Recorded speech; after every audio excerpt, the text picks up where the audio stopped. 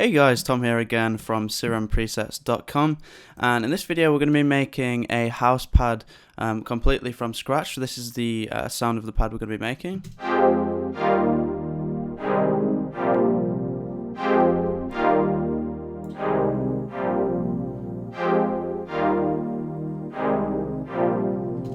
So it's a really nice, deep, warm pad. I've called this a deep house pad, but I mean, really, pads, I mean, you have deep house basses, which are quite characteristic. You have deep house leads, but honestly, pads in house are kind of transferable across pretty much any of the genres in house. I mean, usually pads in deep house are usually a bit darker in timbre, like I've mentioned in other videos. The sounds in deep house are usually a bit darker, which I've tried to do with this one, and there's a few ways we've kind of achieved this, so I'll get into making that and explain it. But just before we change this to an init patch and get creating the preset, I'll just quickly mention I've got quite a few pads like this one, along with 32 leads, 32 basses, 16 effects, and 16 key sounds, all designed for deep house over at SerumPresets.com. You can go check that out if you are interested. That's Deep House Volume 1. There's further details about that on my website with an audio demo as well for you to listen to. So that's that, and if you decide to purchase that, thank you in advance. But without further ado, let's change this back to a completely fresh patch, and we'll set about making it from scratch. So just load a basic patch using the init button.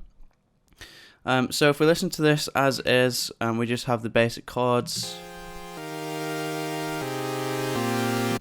So that's just obviously a basic saw wave. Now, usually, I mean, specifically for deep house sounds, you're not usually going to be using very harsh waveforms. You're usually going to be sticking to stuff like sine waves, triangles, and maybe pulse waveforms as well, and just kind of basic, kind of hollow waveforms, especially for when you're making leads and bass sounds and stuff like that. But in pads anyway, you generally want to stick to quite basic waveforms. Pads generally sound, you want to sound quite soft. You don't want them to sound too harsh. And if you use a lot of these harsher digital wavetables, like the spectral ones, these are way too harsh for nice warm pad sounds. I mean, it is possible to make pad sounds with these sounds, but generally you want to be sticking with kind of simpler wavetables. So we're going to use, first of all, in oscillator A, we're going to start with a basic sine wave, but what we're actually going to do, and you'll be familiar with this if you've used Massive much, is we're going to use the bend plus minus. And what this allows you to do, basically, it allows you, if you put it in the middle, this is where the wave form usually is. And if you move it to the left, it's going to squash the waveform. And if you move it to the right, it's going to kind of expand it a little bit or stretch it out. And what we're going to do, is, if we listen to this just at the minute, we'll just hear just a sine wave, and you'll hear the effect that it creates when you squash it a little bit.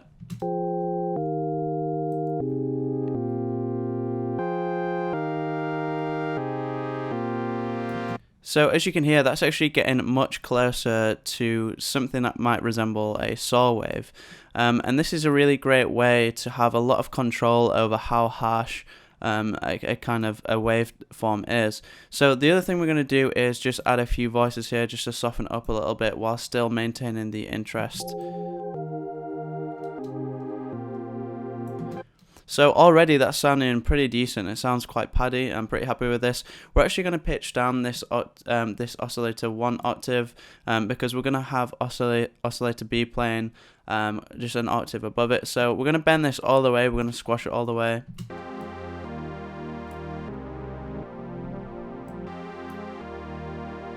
So already that's sounding actually pretty decent. So the next thing we're going to do, we're just going to move into oscillator B really quickly. We're going to load again the basic shapes wavetable, and we're going to select the triangle waveform this time. And we're going to do the same as we did in oscillator A. We're going to use the bend minus to bend this all the way to the left. I'm just going to kind of squash this wave a little bit. And this is again pitched 1 octave above oscillator A. We're going to give this a few voices as well and just make it so it's just slightly detuned. So now we've got this.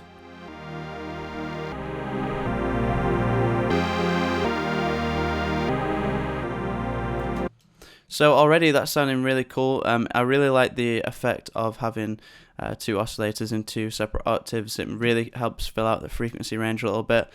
So the next thing we're going to do, which is quite important, is we're going to control the amplitude of these two oscillators. So what we're going to do is we're just going to give it a little bit of a tack. But what we're going to do, we're actually going to bend this out a little bit, which is the graphical interface in the envelopes are really, really great. And we're just going to bend that out a little bit, and we're going to add a bit of release.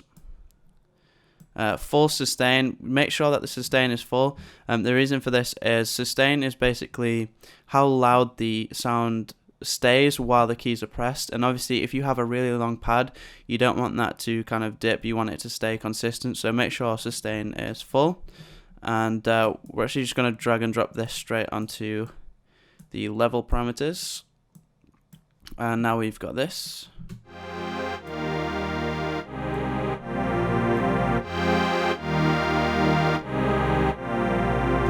So that attack really helps soften it up, and it really helps add to that pad-like sound. The next thing we're going to do is enable the filter. The first thing we want to make sure is that both oscillator A and B are being routed through this filter. And then we're going to use the envelope 2 to actually modulate the cutoff of the filter. So if we hear it as is,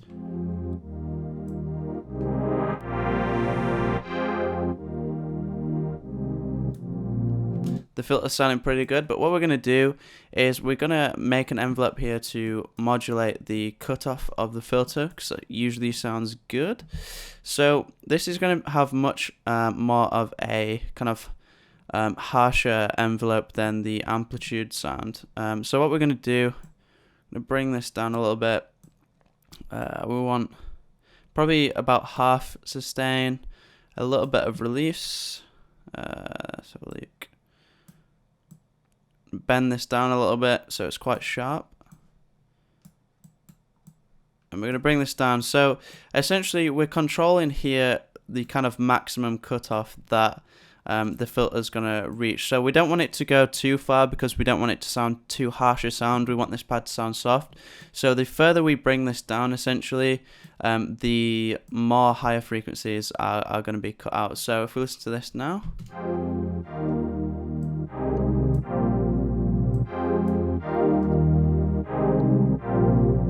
So this graphic interface does a really good job of showing you what's actually going on in the sound, and that obviously gives it a really good effect.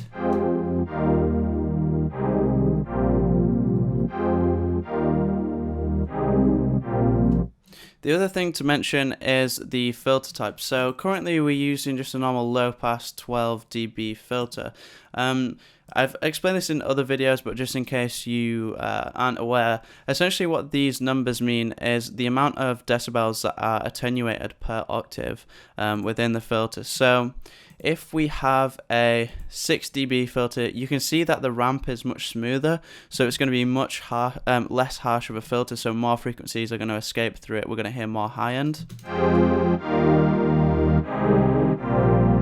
This compared with a 24 dB filter, you can see it's almost, it's getting towards the point of being a brick wall filter, so it's going to cut out a lot more of the high end.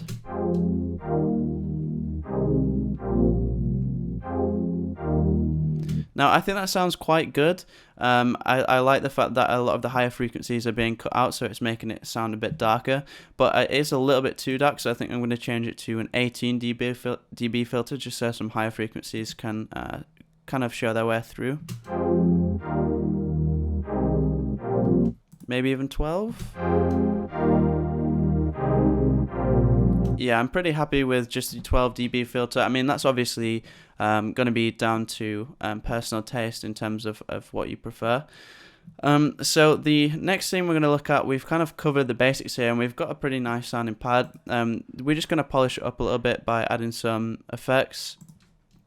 So we're just going to have a pretty basic reverb. We are going to dampen it a little bit because we are going for a darker sound.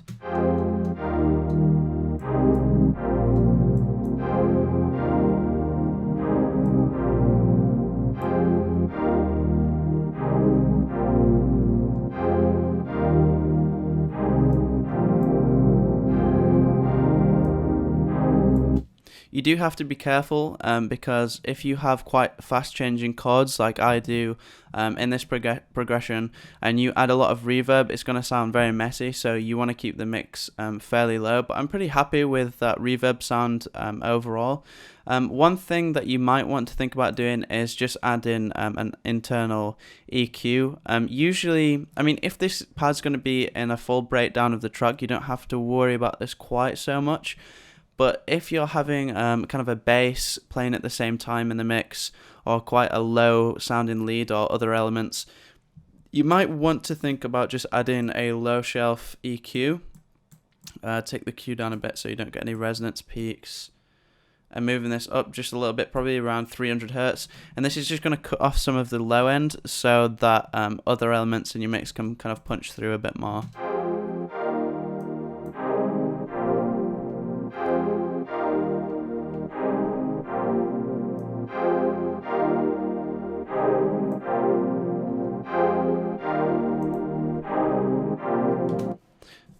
So that pretty much covers the sound. I'm really happy with how this sounds. I know it's quite a basic sound, but honestly, pads really don't have to be anything too complicated. What I really would encourage you to do is to play around with some other wavetables, maybe play around with some more oscillator warp modes.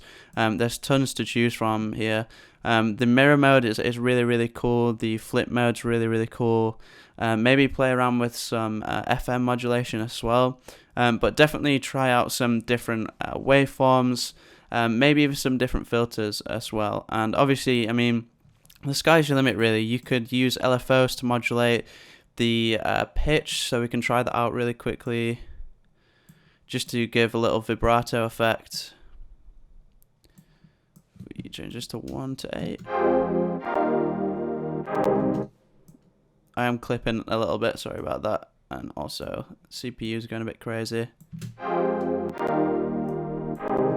Yeah, but you get the idea. So just kind of experiment with it a little bit, and yeah, you'll get some really great results. I'm really happy with the way this tutorial has gone. Hopefully you learned a lot. Again, I'll just mention, if you want to get your hands on some deep house presets that are also suitable for other types of house music and other types of EDM, head over to SerumPresets.com. There's a full description and audio demo over there. Also, if you want to stay up to date with more Serum tutorials, it's only going to be Serum videos uploaded on this channel, so don't worry about other stuff you're not interested in. Everything will be laser focused on Serum. So subscribe if you want to see more content.